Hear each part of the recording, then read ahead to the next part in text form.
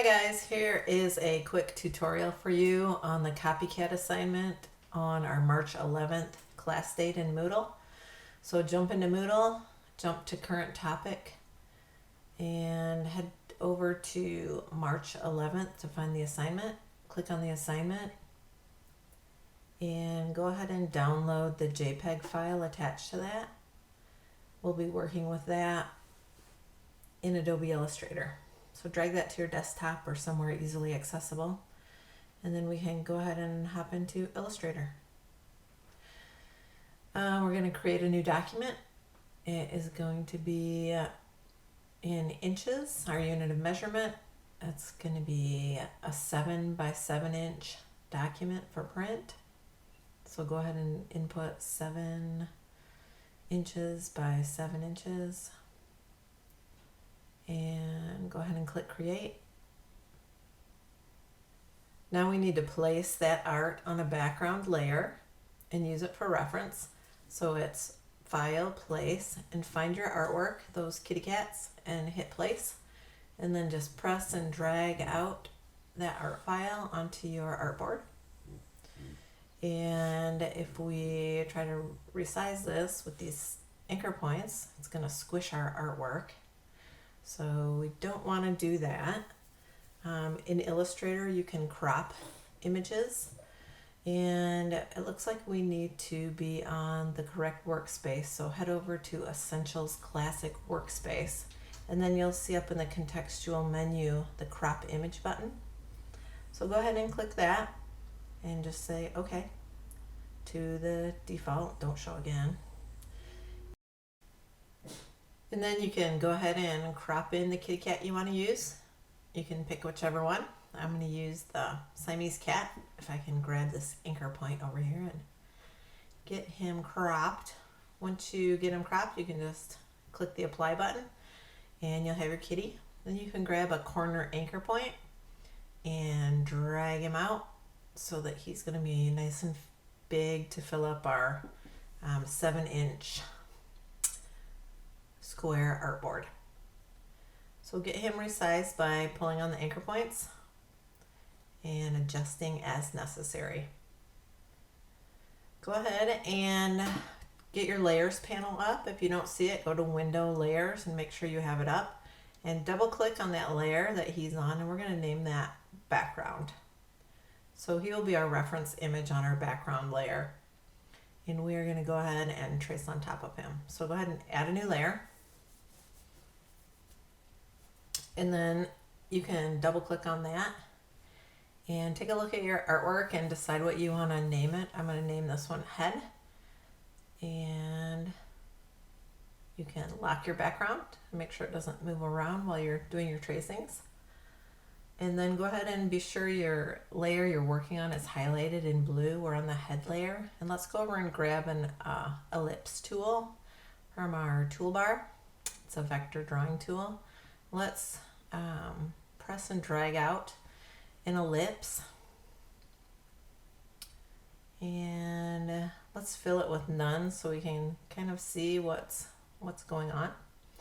And why don't we stroke it with a color too so we can kind of see the outline of our line as we're working on it. So go ahead and drag your ellipse kind of into position, and we're going to get that tan color of his head. Grab your direct selection tool and highlight that shape you made, and you'll see your anchor points are empty, and that means you can grab each individual anchor point and move them independently of the whole shape. With each anchor point you have these handles, which you can also adjust to help you really hone in and get really tight to the shape that you're trying to create. These are called Bezier handles, or Bezier, but it's really named after a French designer that was working on an automobile, and his name was Bezier, but I think everybody calls them Bezier.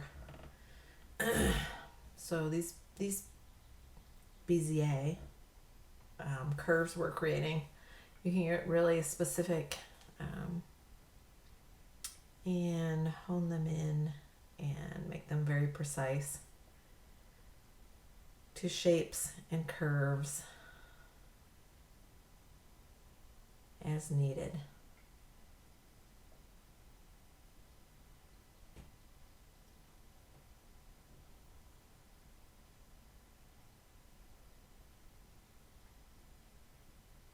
And it just takes practice. Just work with the handles, figure out what they do, and soon you will be making awesome vector illustrations.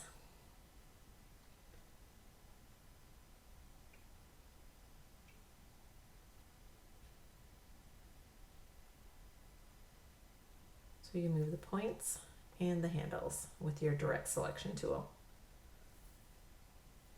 When you have it pretty good, let's grab the eyedropper tool and sample the tan color of the kitty's head. And go ahead and fill it with that. And find your layers panel. And you can see now we have his little head filled with tan. We have that shape complete. You can turn the visibility on and off with this little eyeball to the left of the layer. All right, let's go ahead and make a new layer. Let's call this one brown and get the shapes in his face. Head over and grab the ellipse drawing tool, which is nested under your rectangle, and press and drag out an elliptical shape about the size of his face. Go ahead and change your stroke and fill so it's just stroked with something and not filled with something, so we can see what we're doing with our direct select tool. And it's really just the same process again, working with the anchor points and dragging them around and manipulating the handles to get the shape that you want.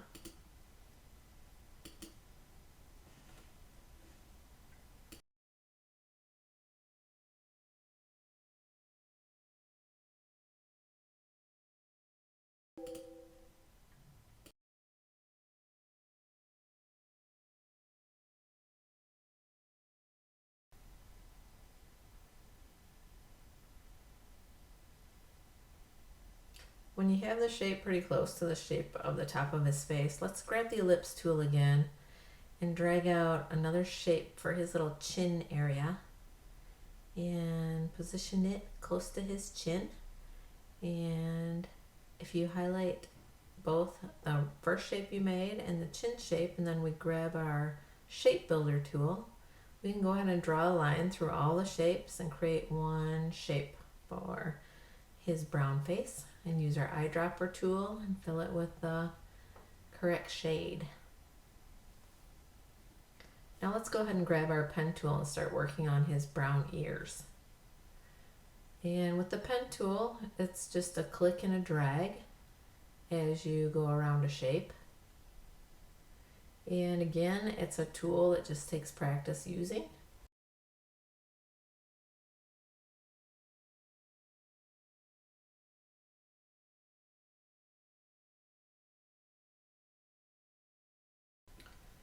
Go ahead and finish the shape off. And then we're going to go up and use a tool to reflect it so we don't have to draw it again. It's under Object, Transform, Reflect. Be sure your item is selected and try this tool.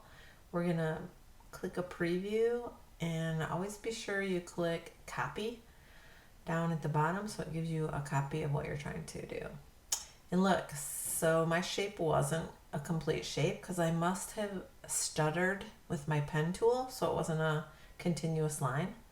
So to fix that, I can just highlight all the shapes that I made and get my shape builder tool again and draw a line to be sure I have one solid shape. And then with it selected, I can go to Object, Transform, Reflect. Be sure I hit Copy so it gives me a copy. And then I can go ahead and drag that over to the other side of his head for his other ear. It's a lot faster and easier than drawing out a whole nother ear. But you can do that too if you want more practice with your pen tool.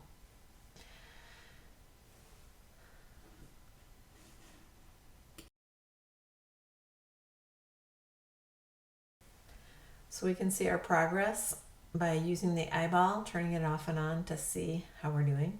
Let's go ahead and create a new layer. Let's call this one ears. And let's grab our pen tool and start making this pinkish color for the inside of his ears. We're going to use the same process again of drawing the ear out and then selecting it. Yeah, make sure it's not filled so you can see what you're doing. And then we're going to reflect it over to make a copy.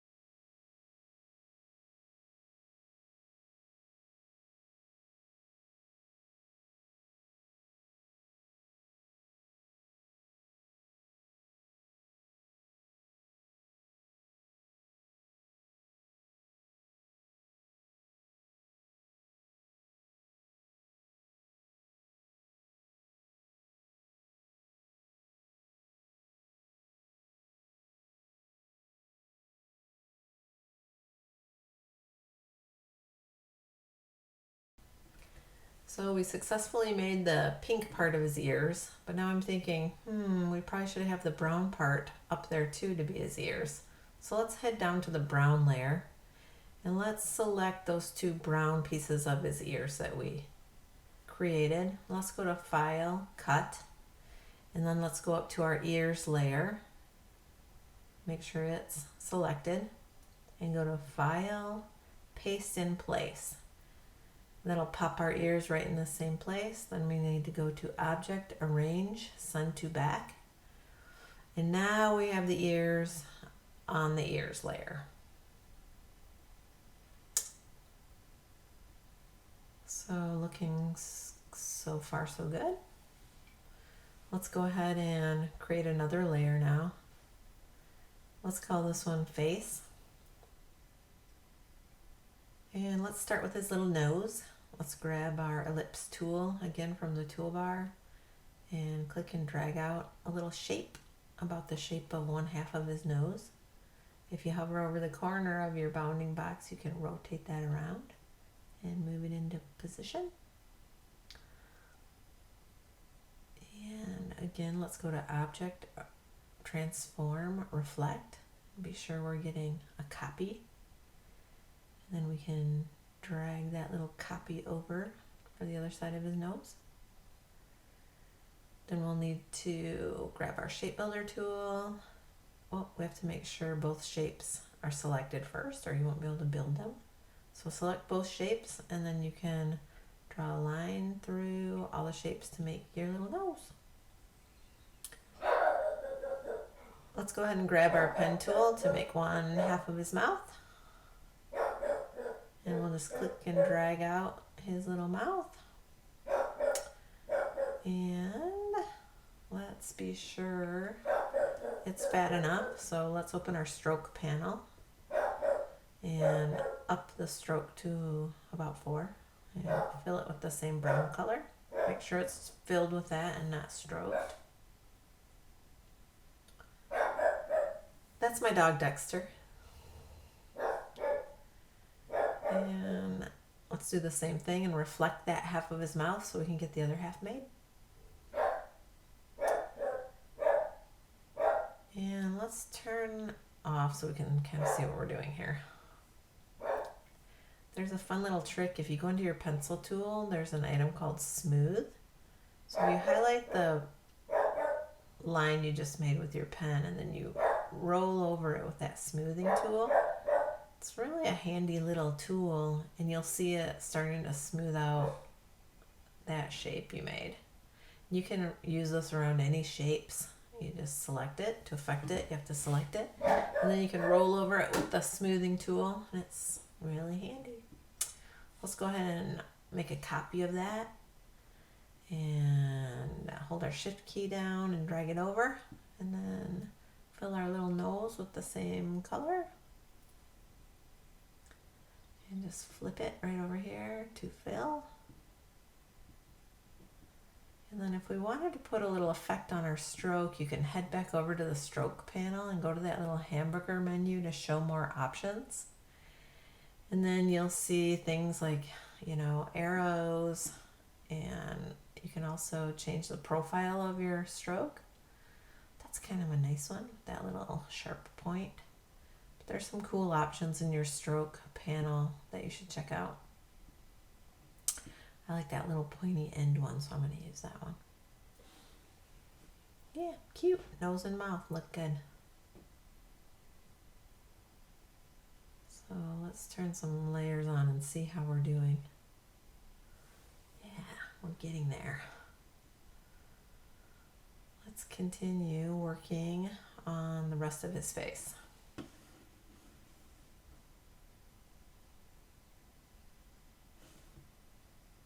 So let's grab the pencil and draw some whiskers. And make sure we're on our face layer and draw 4 little whiskers out. And let's hold down our shift key to select all 4 whiskers. Let's make the stroke a little bit fatter and sample the whisker color.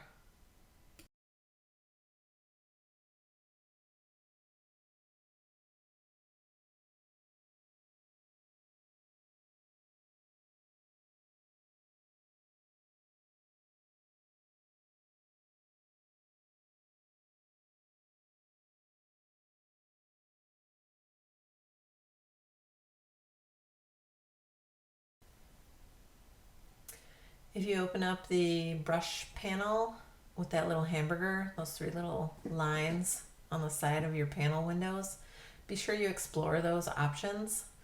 There are a lot of different brush packs you can load and use in Illustrator. A lot of people also create brushes for free that you can find on DeviantArt or other places, and you can go ahead and grab those and download them and use them in your work.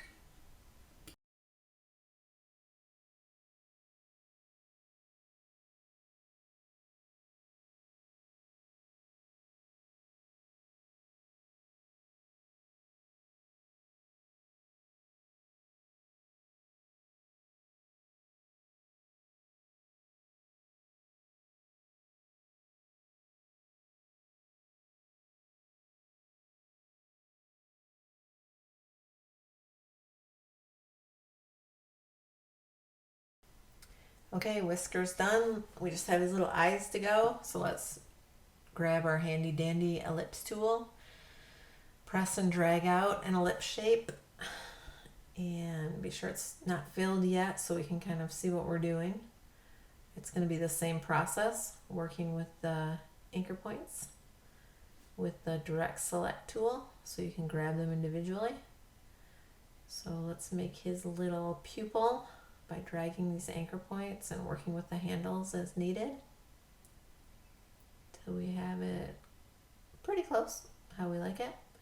Then let's go ahead and click on our rectangle drawing tool and let's drag out a rectangle for his eyebrow. And it's the same deal with this shape. With the direct select tool, you can grab individual anchor points and move them around until you have the kind of the shape you like. Let's highlight both of them, select both of them, and let's grab our shape builder tool and draw a line through everything so we have one nice shape for his pupil and his eyebrow. Remember to affect it, we have to select it, so be sure it's selected and then you can go ahead and fill it with the right color. Yeah, looking good. So you can toggle these layers on and off to just kind of get a view of how your work is progressing. Let's go ahead and reflect that again with a copy and drag over his other pupil and eyebrow. Awesome. Let's go ahead and grab our ellipse tool again and let's work on his blue eye. And go ahead and press and drag out a shape that's pretty close to his eyeball shape. Let's drag these anchor points up to get the bottom half of his eyeball. We're going to go ahead and use a different tool to cut this shape in half. Let's head over to our eraser and click down on it, and let's grab our scissors. And with the scissors tool, you can click anywhere on your shape.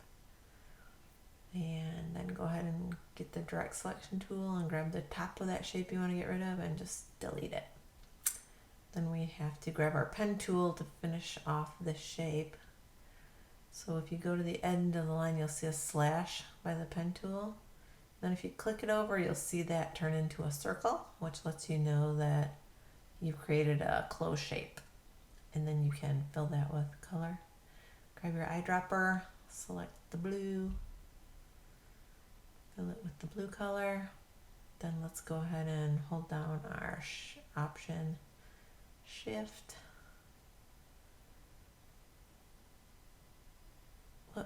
Yep, and drag over a copy of that. And let's grab them both. Object, arrange, send to back. So they're behind our pupils, and hey, we're almost done. Let's see. Let's turn these off so we can see. We just have the highlight in the eyes to make. So let's go ahead and once again grab our handy dandy ellipse and make sure your layer's turned on or you won't be able to do any work on it. It has to be visible for you to actually work on it. That's something good to remember. So drag out a little highlight shape and let's fill it with white and stroke it with none. And let's go ahead and drag a copy of that over. Oops. You have to be sure you hit your option key at the right time. Sometimes it just doesn't want to work, but just keep trying and then it eventually will. And yeah, I think we have him pretty good. So when you turn off your reference layer, you'll see the problems if there are any you need to correct. It looks like his face needs to get moved up a little bit. So you can see the stacking orders are pretty great. You've got all your art on an individual layer, so it can all be manipulated and edited and changed easily.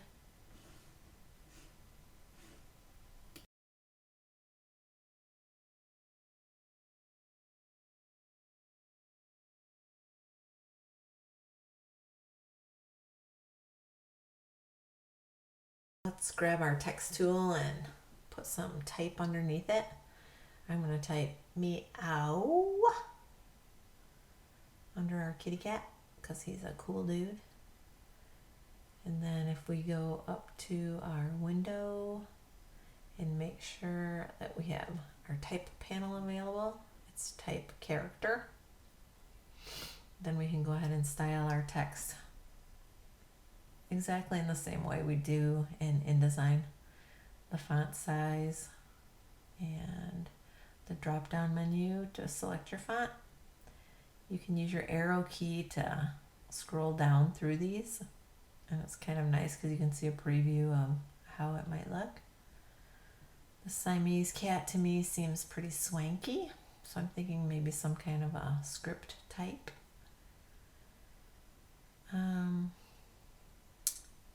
A good way to find a script type, you can go up to your filter and you can select the script, and then it'll filter all your fonts to just the script fonts and typefaces that you have loaded on your machine. Don't forget to clear that filter when you go back to use it again, or you'll be frustrated because you won't be able to figure out why you can't find the fonts you need. So if you use the filter feature, which is really handy, just be sure you clear it off when you don't need it. So you can pop some type in there, use your eyedropper tool, and it's always a great idea to make your type integrate with your image and eyedropper some colors from whatever image you're using. It's a fun thing to play with, to go to the effects panel with your type selected and go to warp. And then your effects panel, your warp options come up, and it's kind of fun to use the drop down menu and see what options you have. Sometimes you have to hit that preview button on and off for it to take effect. And then you can play with these sliders to see what kind of cool effects you can get. Yeah, so that pretty much wraps it up. A quick tutorial. I'm going to get better at these. This is just my first one. So Dexter, my dog, and I thank you for your attention. Be sure you go up to File, Save, and then you can save it right as a PDF file, right in Illustrator. So File, save it as a PDF, and be sure your name's on it and get it turned in on Moodle.